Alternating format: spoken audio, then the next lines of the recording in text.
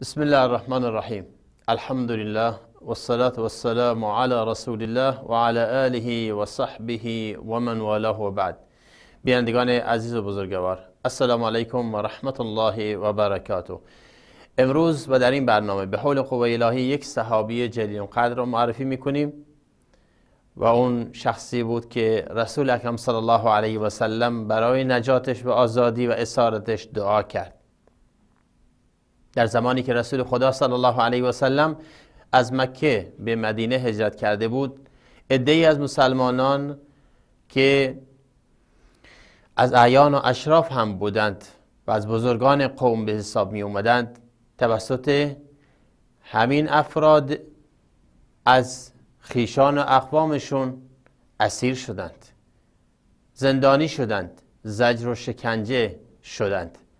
رسول اکرم صلی الله علیه و سلم در مدینه منوره بارها در قنوت نازله در دعاهای داخل نماز براشون دعا کرد. در روایت صحیح آمده است که پیامبر اکرم صلی الله علیه و سلم میفرمود: اللهم انج عیاش ابن ابی ربیعه، اللهم انج سلامت ابن حشام، اللهم انج الولید ابن الولید، اللهم انج المستضعفين من المؤمنين، اللهم اشدد وطأتك على مضر، اللهم اجعلها سنين كسني یوسف. این گوشه از دعای رسول اکرم صلی الله علیه و سلم برای عده‌ای از مؤمنین اسیر شده در مکه مکرمه بود قبل از اینکه بتونن هجرت بکنن.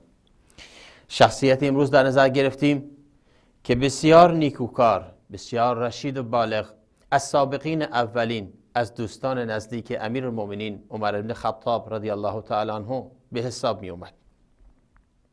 این شخصیت کسی بود که به مادرش بسیار محبت داشت، بسیار نیکوکار بود نسبت به پدر و مادر و لذا از اینجا هم فریب خورد توسط برادرانش. این شخصیت عیاش ابن ابی ربیعه بود. عیاش از دوستان همیشگی و قبل از اسلام امیرالمؤمنین عمر بن خطاب بود. قبل از اون هم مسلمان شد. گفته شده که قبل از اینکه مسلمان ها در دارالارقم با پیامبر اکرم صلی الله علیه و سلم جمع بشن مسلمان شده. پس بنابراین اسلامش خیلی زود بود و ایشون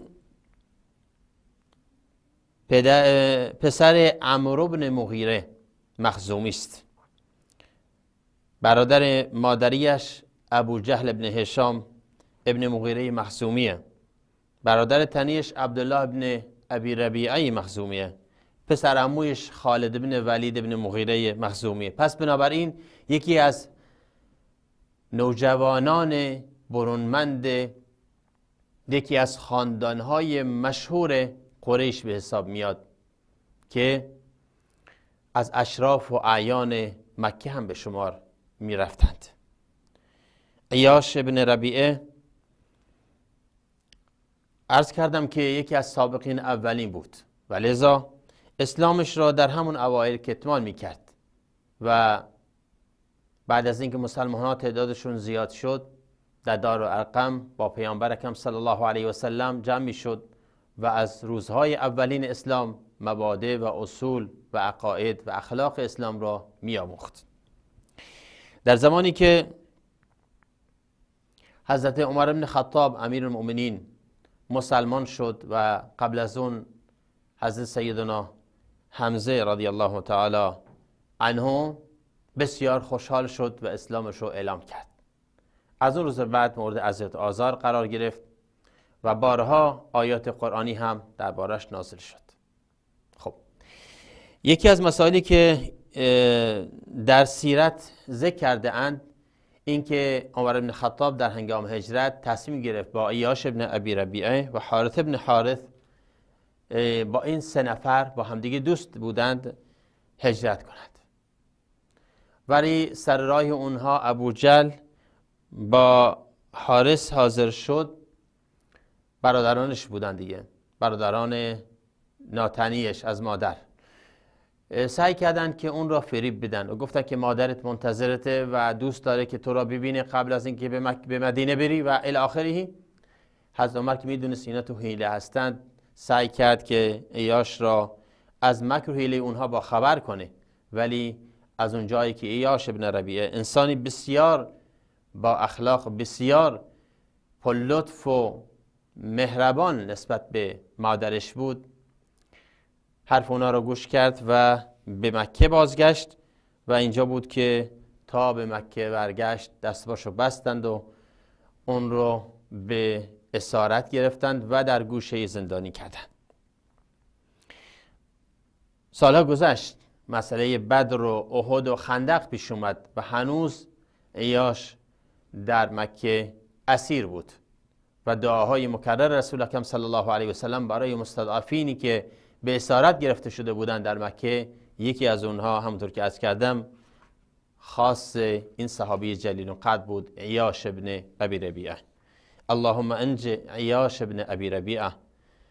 و این دعای پیامبر صلی الله علیه و سلم مستجاب شد. اون زمانی که در بعضی از روایات سیرت آمده است که رسول اکرم صلی الله علیه و سلم یکی از صحابه های مشهور رو مأموریت داد برای آزادیش و ایشون رفت به مکه و جایشون رو پیدا کرد و اونها را شبانگاه از اسارتگاهشون، از جای زندانیشون بیرون آورد و فراری داد به مدینه منوره. آیاتی که نازل شده گفته شده که یکی از آیات همچون که در تفسیر قرطبی آمده است، آیه احسب الناس ان یترکوا ان یقولوا آمنا وهم لا یفتنون ولقد فتنا الذین من قبلهم فلیعلمن الله الذین صدقوا ولیعلمن الکاذبین. این آیه گفته شده در باره این صحابی جلیل قدر نازل شده و همچنین خود عیاش بارها میگفت که و ان جاهداک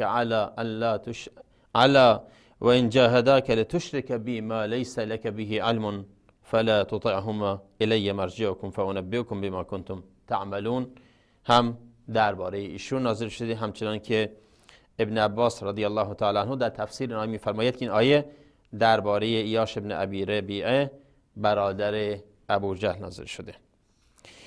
حضرت عیاش بارها به جهاد بعد از اسلام، بعد از هجرت در مجاهدت های مختلف شرکت کرد و از اون جایی که وقت بسیار کم هست یکی از علمای صحابه هم به شمار میاد و روایت هایی هم داره و عده‌ای از طبقه های متوسط تابعین از اون روایت کردند. احادیث رسول اکرم صلی الله علیه و سلم گفته شده آخرین بار او با اکرمه ابن ابی جهل و عیاش ابن ابی ربیعه که خودش هست و چند تایی از صحابه در غزوه یرموک، در معرکه یرموک در زمان حضرت عمر بن خطاب رضی الله تعالی عنه خلافت ایشون در سال 15 هجری قمری در یرموک به شهادت رسید.